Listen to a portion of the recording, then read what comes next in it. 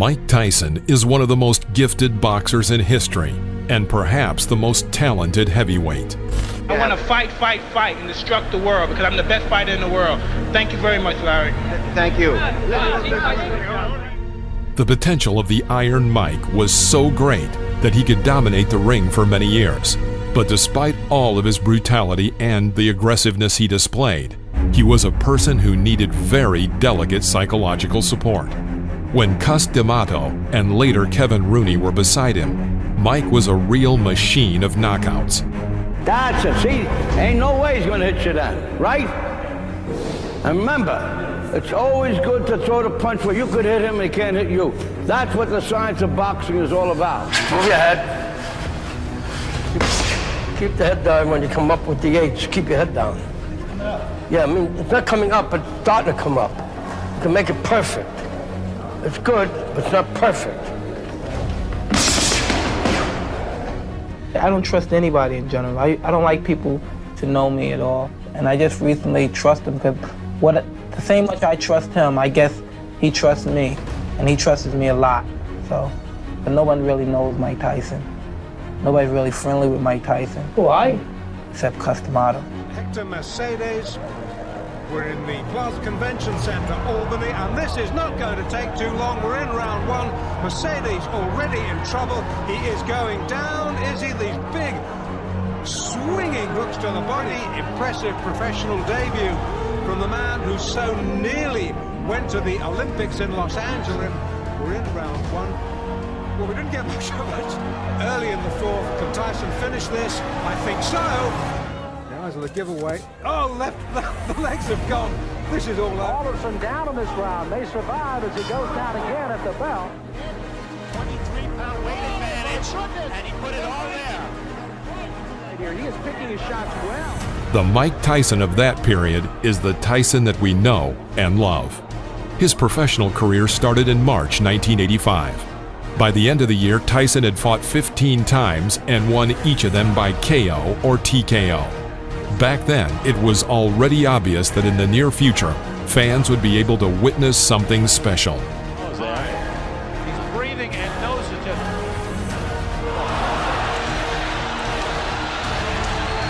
Tyson opens up again. A barrage of blood and Hosea goes down. The ref. Sharp right uppercut to the body by Tyson. Again! Uppercut, and Robinson hurt. He's going to go down. No Cortez moves in to have a look. And he's going to stop the fight. It did not last. 20 months after his debut, Mike Tyson stepped into the ring against champion Trevor Berbick. The WBC title was at stake. About 8,800 people came to see this truly historic battle, called Doomsday by advertisers, including movie stars and numerous celebrities. At age 20, Mike Tyson, because of his victory, became the youngest world champion in boxing history and exceeded Floyd Patterson's record. Only few people know, but one backstage conflict happened that evening. The famous Berbick coach, Angelo Dundee, knowing that Tyson would come out in his traditional black shorts, brought Berbick to the ring in black shorts. According to the rules of the Nevada Athletic Commission, the challenger had to choose a different color. But this psychological attack was useless. Tyson's team paid a fine of $5,000 and Mike came out in his traditional shorts.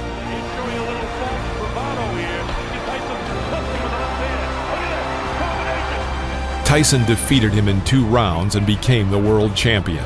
It was not a fight. It was an extermination. 3 times the champion fell to the floor after only 1 hit. Thus began a new era in world boxing, the era of Iron Mike Tyson. I was coming to destroy and win the heavyweight championship of the world, which I done. And I'd like to dedicate my fight to my great guardian, Cus D'Amato. And I'm sure he's up there and he's looking and he's talking to all the great fighters and saying his boy did it. He's smiling, that's right. Don King immediately organized a fight with James Smith for the next WBA belt. Despite the fact that Smith lost his first fight in the professional ring by a technical knockout, He was destined to take his own in the future. He defeated famous Englishman Frank Bruno and knocked out former WBA world champion Mike Weaver. But the climax of his boxing achievements was December 12, 1986, when he defeated Tim Witherspoon and won the championship belt, sending his opponent to the floor 3 times in the first round. Witherspoon's still in trouble. Down he goes again, and now it's over. Now Smith was waiting for a much more serious test. Iron Mike Tyson. Handling me and weakening me, it didn't, because I believe deep inside I'm the best fighter in the world, and when I'm right, no man could beat me. I got an opportunity to find out if the media made Mike Tyson or not. He's a good fighter. I'm taking anything away from him, but I got a chance to prove that hard work and the struggle is the best way to go. In May 1987, they had a duel, which Mike defeated James Smith by decision of the judges. Tyson unloading on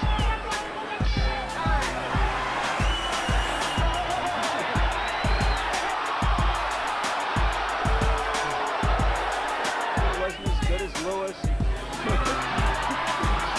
Speaking of theater, According to the results of the battle, Mike Tyson delivered 317 hits, of which 191 hit their target, accuracy of 60%. Smith's results were 223 hits, 51 on target, accuracy of only 23%. It was the 28th consecutive victory for Mike Tyson, a victory after which he could already show off 2 championship belts.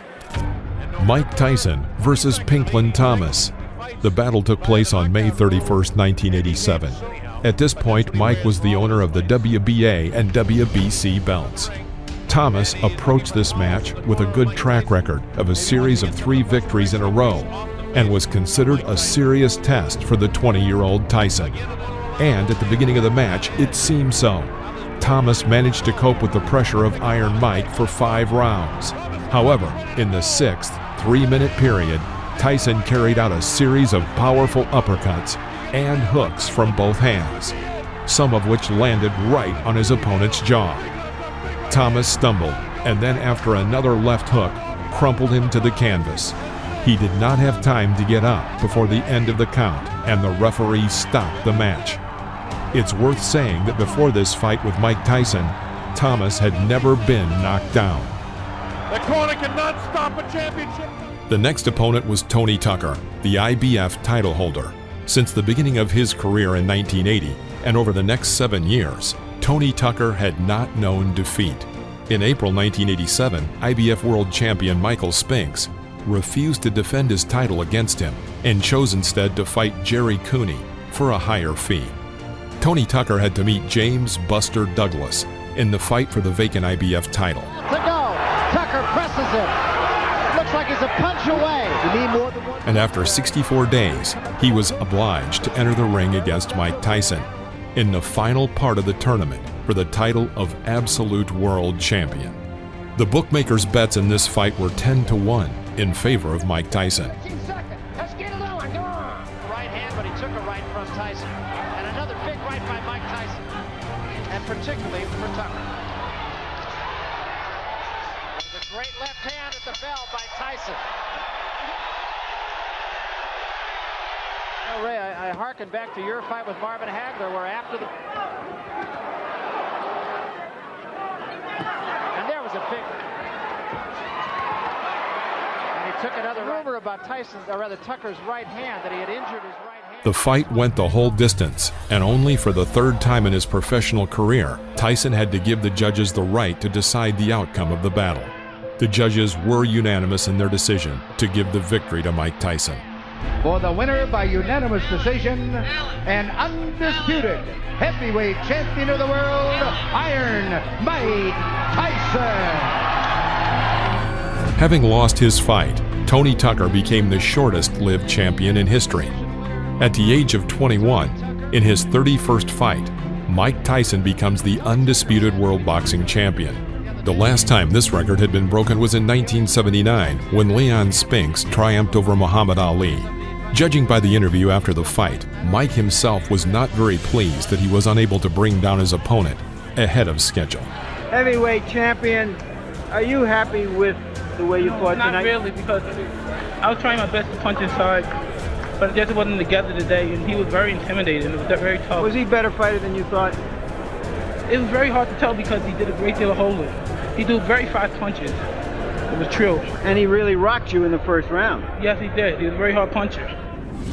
After Mike Tyson combined all 3 heavyweight belts, there arose a challenge to decide who the real champion was. First in line was Michael Spinks, who held the Ring Magazine title. The fight attracted great public interest and was called by promoters once and for all. The winner would leave the ring absolute and unconditional champion. In the summer of 1988, the long-awaited match took place and lasted only 1 round. Mike knocked out his opponent in the first round. Totally discombobulate a man who's Tyson along the ropes doing damage. Let's keep moving. It's the first time Michael Spinks has ever been down in a professional fight. And he's down again and in serious trouble. A right hand. After this devastating defeat, Michael Spinks hung up the gloves and never entered the ring again. For this fight, Mike Tyson received the enormous sum, for those times, of $22 million. At that time, it was the biggest fee in boxing history, and Mike was not even 22 years old. The battle took place 3 days before his birthday. According to the general opinion of boxing analysts, the fight with Spinks became the crown jewel of Mike Tyson's career. This wasn't just a fight, this was a total demolition. That evening showed that he could stand up to any legendary champion.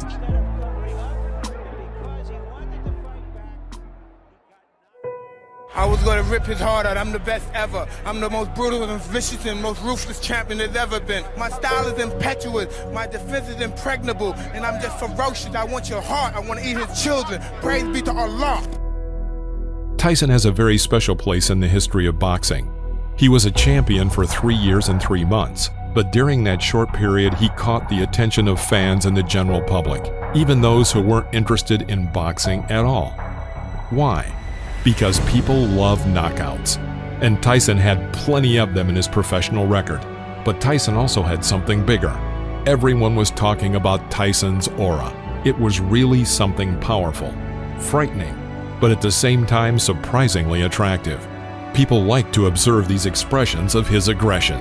Mike was an inexhaustible source of this pure and natural aggression, and the most amazing thing was that no one was disappointed if the battle ended quickly. Another important fact is that Iron Mike is the last super heavyweight in history who headlined the pound-for-pound ranking, and we, devoted fans, would like to remember him as the man which he was back then. Of course, in the 90s, he got a few memorable victories and was always in the top 10 best athletes in his weight class. But that still wasn't the Mike we used to know. Iron Mike, in his best shape, was not just in the top 10 best athletes, he was the top of the list. He was the king of his league, and everyone who came into his territory was scared to look him straight into the eye. We remember Mike as a tough, fearsome, and extremely fast super heavyweight. He gave us one of the most prominent epochs in boxing, and we say, thanks, Mike. That was unforgettable.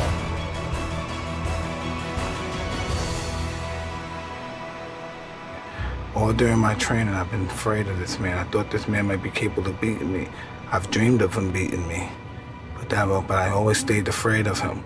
But as closer I get to the ring, I'm more confident. Once I'm in the ring, I'm a god. No one could beat me.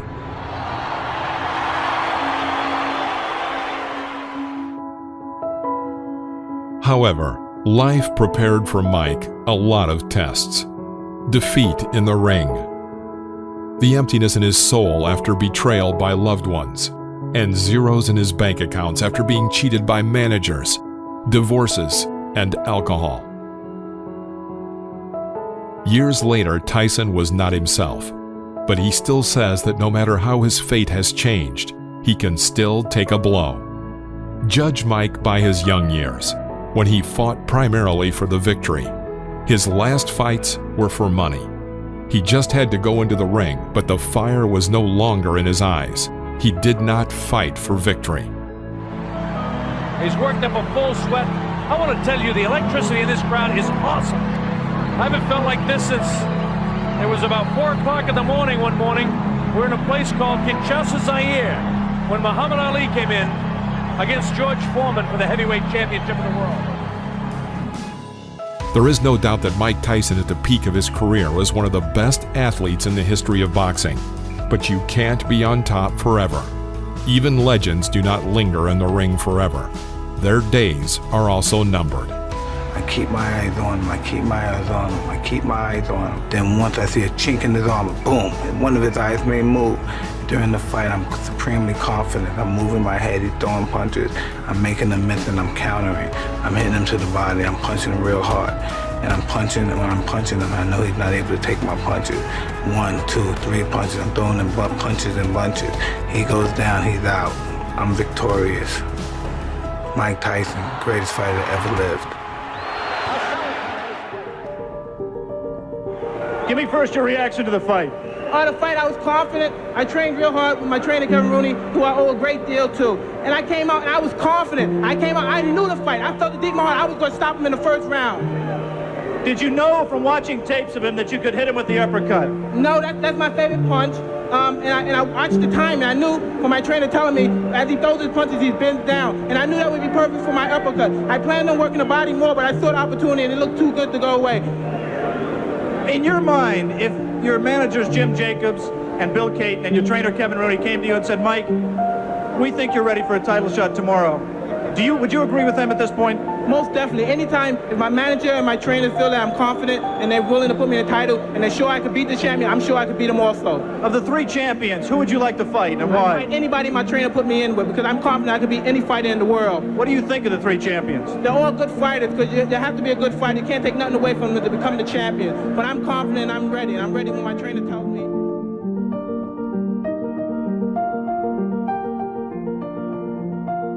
Thank you for watching this video. If you liked it, please press the like button, subscribe to the channel, and stay tuned for new episodes about the great legends of the past.